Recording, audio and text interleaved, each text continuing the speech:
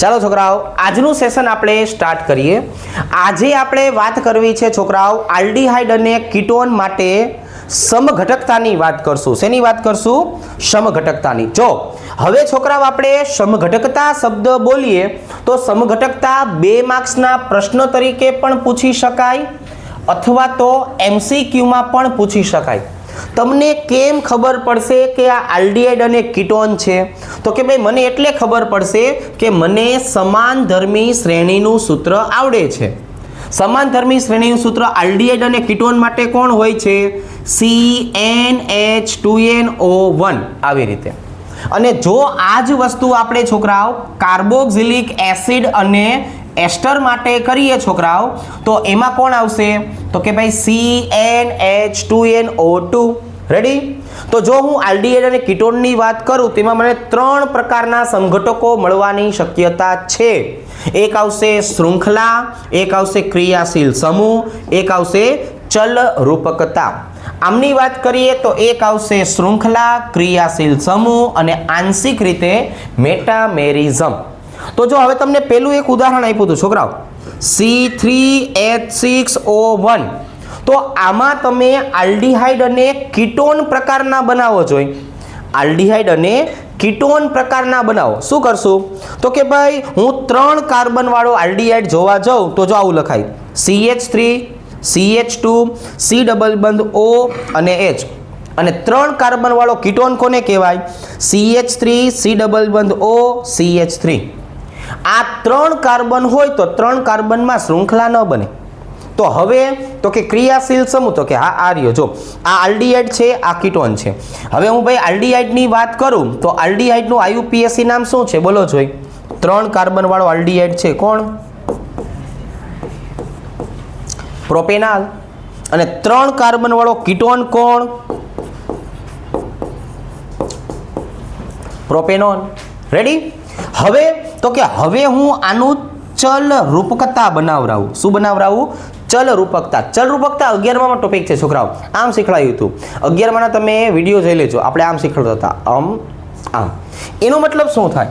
તો કે ભાઈ એનો મતલબ આવો થાય. જો ચલ રૂપકતા એટલે કે મારે બંધને ક્યાં લઈ જવાનો? ઉપર. હાઇડ્રોજનને ક્યાં લઈ આવવાનો? નીચે. બંધ ઉપર, હાઇડ્રોજન નીચે. આવી રીતે. તો અહીંયા શું બન્યું છોકરાઓ? હું આવું ચલ રૂપકતા કરું છોકરાઓ, તો હવે અહીંયા શું બનશે? આ બંધારણ કઈ રીતે તમને જોવા મળશે? તો જો આવી રીતે CH3. અહીંયા છોકરાઓ શું આવ્યું? તો કે જો ડબલ ઉપર આવ્યો એટલે CH ડબલ બંધ COH અને H આવી રીતે. અહીંની આપણે છોકરાઓ વાત કરીએ તો અહીંયા શું જોવા મળશે? તો કે અહીંયા પણ ચલ રૂપકતા જોવા મળશે. તો ભાઈ આ સમઘટકો છે, બહુ શાંતિથી વ્યવસ્થિત સમજવાના. શું થાય? તો કે ભાઈ ડબલ બંધ ઉપર જાય, હાઇડ્રોજન નીચે આવે. હવે તો જો અહીંયા આવી રીતના આવશે CH2 ડબલ બંધ COH અને CH3. જો આમ ડબલ બંધ ઉપર જાય, હાઇડ્રોજન નીચે આવી જાય. રેડી? હવે આ બેના આપણે નામ લખી નાખીએ છોકરાઓ. કેવું રહેશે નામ લખ્યું હોય તો? સારું રહેશે. ચાલો 1, 2 અને 3. તો હવે અહીંની જો હું વાત કરું છોકરાઓ, તો અહીંયા 3 કાર્બન છે એટલે પહેલા શું કહેવાય? પ્રોપેનો. પહેલા ઉપર ઇન, પહેલા ઉપર ઓલ. બેની સંધિ ભેગી કરો, ઇન વત્તા ઓલ. શું બની જાય? ઇનોલ. શું બની જાય? ઇનોલ. આવી રીતે. અહીંયા નીચે તો કે 3 કાર્બન છે એટલે પ્રોપેન. પણ જો 1 ઉપર ઇન, 2 ઉપર ઓલ, તો એક સમઘટકો આપણને આવી રીતે જોવા મળે. હવે હું શું કરું છું છોકરાઓ? તો કે હવે હું તમને આનું પણ એક નાનામાં નાનું ઉદાહરણ આપું. આ છે ને 2 કાર્બનથી પણ બની જશે. કેટલા કાર્બનથી? 2 કાર્બનથી. C2H4O2. બરાબર? અહીંયા જો C2H4O2 આવી રીતે. તો હવે મારે આની અંદર સમઘટકો બનાવવા હોય છોકરાઓ, તો કઈ રીતે બનાવશું બોલો ને? તો કે 2 કાર્બન વાળો કાર્બોક્સિલિક એસિડ કોણ? તો કે CH3 C ડબલ બંધ OOH. 2 કાર્બન છે એટલે શૃંખલા પડે નહીં. 2 કાર્બન વાળાનો ક્રિયાશીલ સમૂહ સમઘટક બને તો કે હા બને હો. H C ડબલ બંધ OCH3 અને 2 કાર્બનમાં મેટામેરિઝમ થાય નહીં. તો ખાલી આ 2 જ સમઘટકો બન્યા.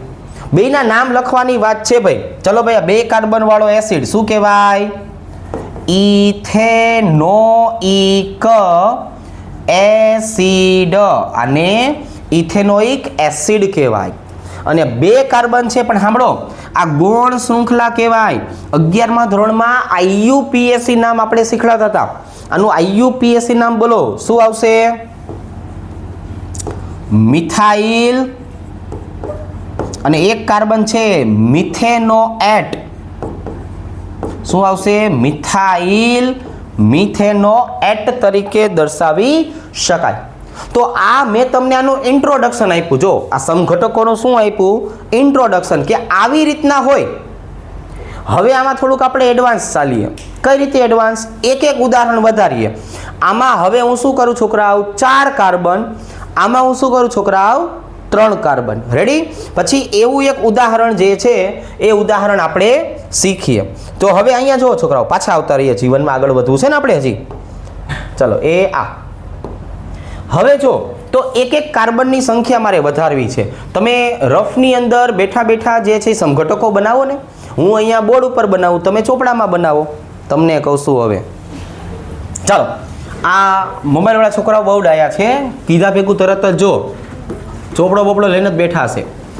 અહીંયા કાર્બનની સંખ્યા 4, હાઇડ્રોજનની સંખ્યા 8, ઓક્સિજનની સંખ્યા 1.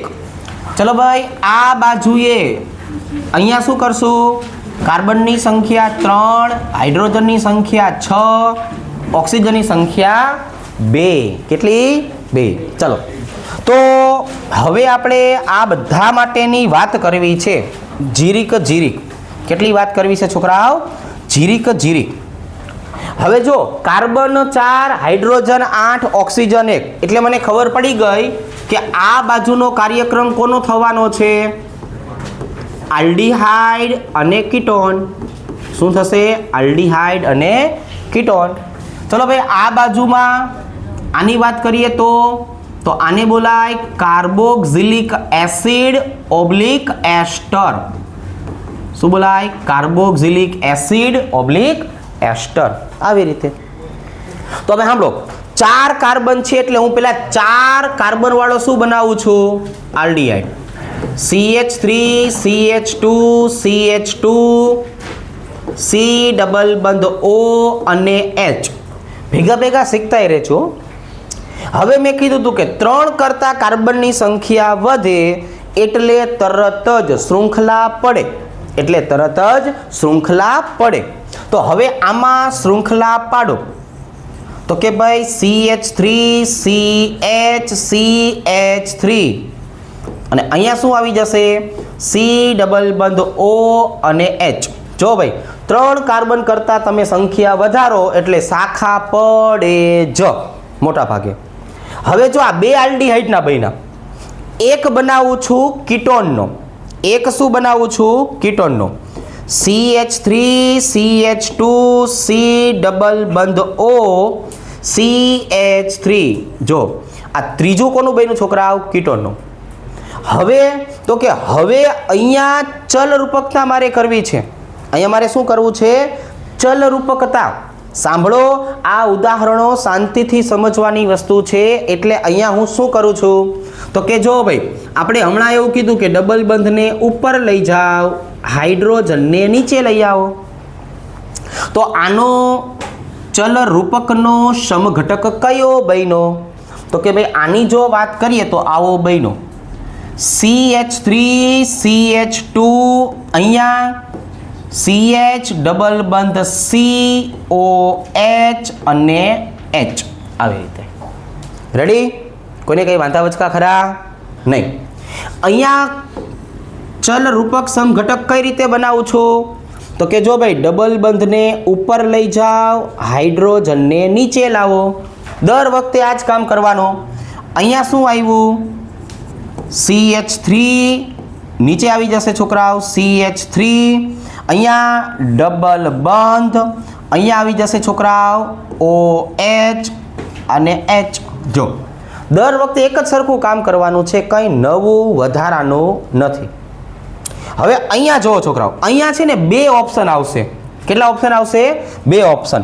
આપણે એક ઓપ્શન જે છે એ સફેદ પેનથી લખીએ, બીજો ઓપ્શન છે એ વાદળી પેનથી. બરાબર? એ મોઢું દેખાઈશ મારું આમાં જોવો જોઈએ, વાંધો નહીં, ભણવાનું છે, બોર્ડ જોવો કે નહીં. તો અહીંયા બે પ્રકારના જે છે એ બંધારણ બનશે. હાથ દેખાય છે?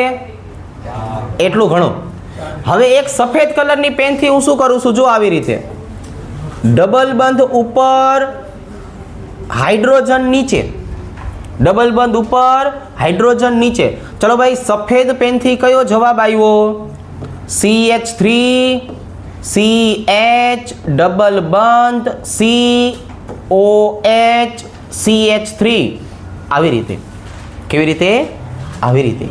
ચાલો હવે એક આપણે છોકરાઓ વાદળી કલરથી બનાવીએ. ચાલો વાદળી કલરમાં શું કરવાનું છે? તો કે ભાઈ વાદળી કલરમાં આવું કરશું, ડબલ બંધ ઉપર, હાઇડ્રોજન નીચે, ડબલ બંધ ઉપર, હાઇડ્રોજન નીચે. જો આવી રીતે CH3. હવે સાંભળો, વાદળી પેન છે એટલે અહીંયા જો CH2, અહીંયા શું આવી ગયું? COH ડબલ બંધ CH2. તો આપણને છોકરાઓ આમ નાની વાત લાગે, પણ ખરેખર આ દાદી વાત હોય છે. સમજી ગયા ને તમે? તો આપણને આ નાની વાત લાગે, પણ ખરેખર આ દાદી વાત હોય છે. આટલા બધા સમઘટકો બની ગયા. આપણે તો ભૂલમાં બંધારણ લખી નાખ્યું હતું આવું, પણ આટલા બધા સમઘટકો. ચાલો બધાના નામ લખીએ. હવે જો 1 2 3 4, 4 કાર્બન હોય તો શું બોલાય? બ્યુટેનાલ. અહીંયા જો આવી રીતે 1 2 3 અને 4. રેડી? તો 4 કાર્બન છે એટલે શું કરવાનું? Butane 1 in 1 all. ભેગું કરો તો 1 in all. રેડી? આવી રીતે. જો ચાલો ભાઈ, જો આપણે IUPAC નામની વાત કરીએ. અહીંયા જો શું થયું ખબર છે? જો આ પહેલો નંબર, બીજો નંબર, ત્રીજો નંબર. બીજા નંબરના કાર્બન ઉપર મિથાઇલ આવેલું છે. આવી રીતે. જો હવે 1 2 ને 3 કાર્બન છે એટલે શું કહેવાય છોકરાઓ? પ્રોપેનાલ. 3 કાર્બનને કહેવાય પ્રોપેનાલ. અહીંયા કેવું થયું? જો સાંભળજો, 1 2 3. તો બીજા નંબરના કાર્બન ઉપર કોણ? તો કે ભાઈ જો 2 મિથાઇલ. 3 કાર્બન છે એટલે તો કે પ્રોપેન 1 in 1 all.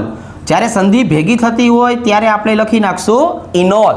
જો નો થતી હોય પરાણે નહીં, શાંતિથી કામ કરવાનું, પરાણે કામ નહીં કરવાના. બરાબર? જો આવી રીતે આપણે આમાં ભેગું થતું હતું તો ઇનોલ લખશું. બરાબર? આમાં નો ભેગું થાય તો નહીં કરીએ. એવી રીતે. હવે અહીંયા જો 1 2 3 4, 4 કાર્બન એટલે શું થાય છોકરાઓ? તો કે બ્યુટેન 2 on. Butane 2 on. અને અહીંયા શું આવ્યું છોકરાઓ? જો પહેલો નંબર, બીજો નંબર, ત્રીજો નંબર, ચોથો નંબર. હવે 4 કાર્બન છે એટલે હું શું લખી નાખું પહેલાં તો કે બ્યુટેન. બીજા નંબર ઉપર ઇન, બીજા ઉપર ઓલ. સરવાળો કરો શું થઈ જાય? ઇનોલ. આપણે IUPAC નામ આના હાટું શીખવાના હોય છે.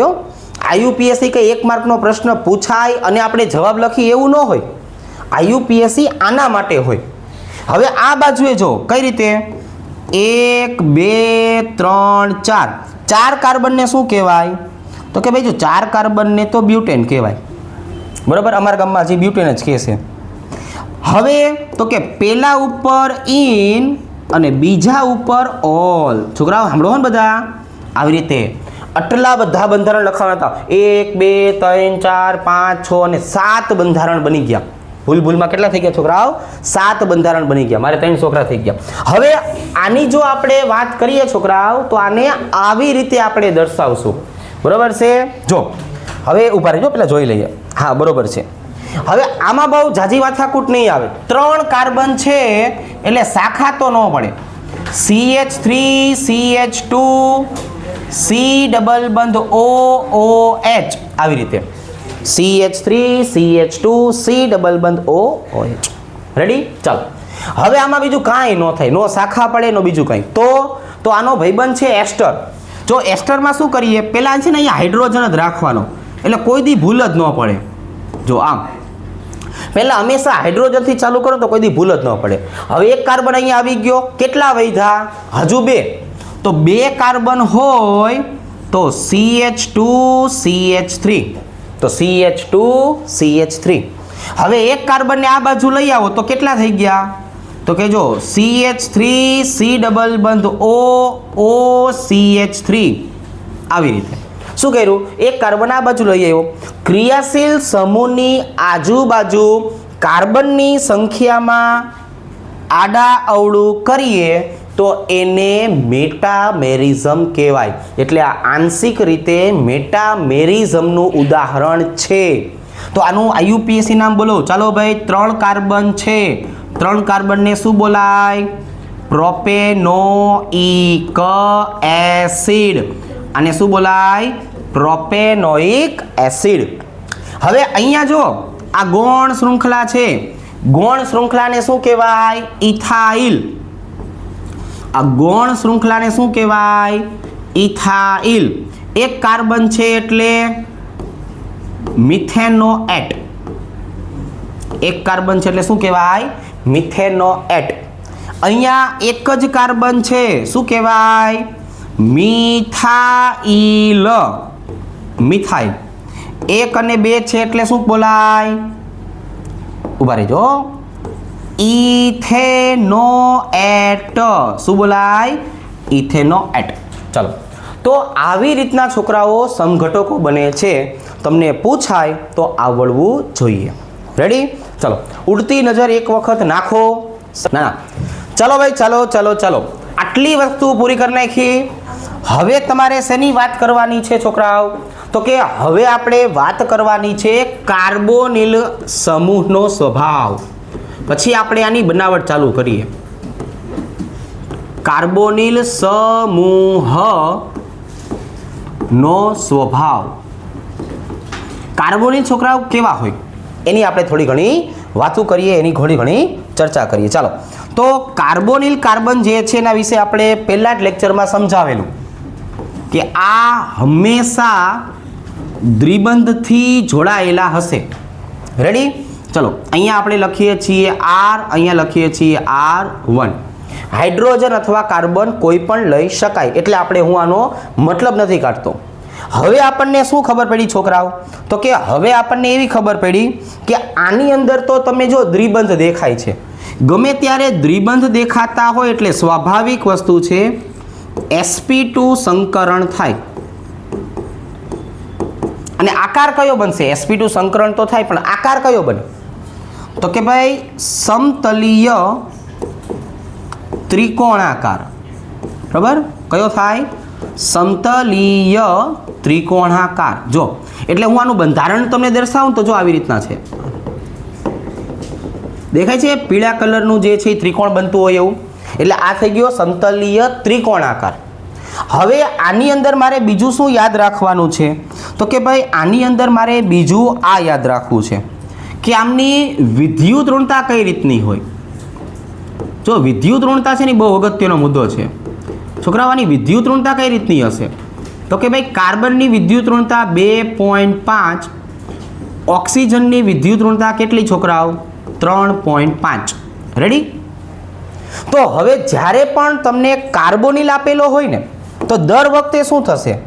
તો કે ભાઈ જો જ્યારે કાર્બોનિલ આપેલો હોય તો દર વખતે આવું જ થશે કે ભાઈ આ ઓક્સિજન દર વખતે કાર્બનના ઇલેક્ટ્રોનને ખેંચી લેશે. કાર્બનનું શું કરશે છોકરાઓ?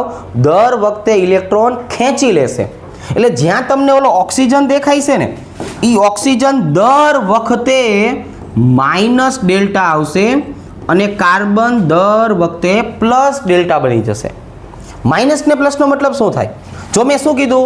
ઇલેક્ટ્રોનને ખેંચી લે છે. લઈ લેશે એવું તે નથી કીધું.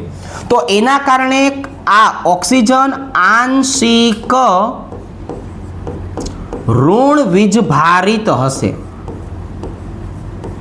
કેવો હશે? આંશિક ઋણ વીજભારિત હશે.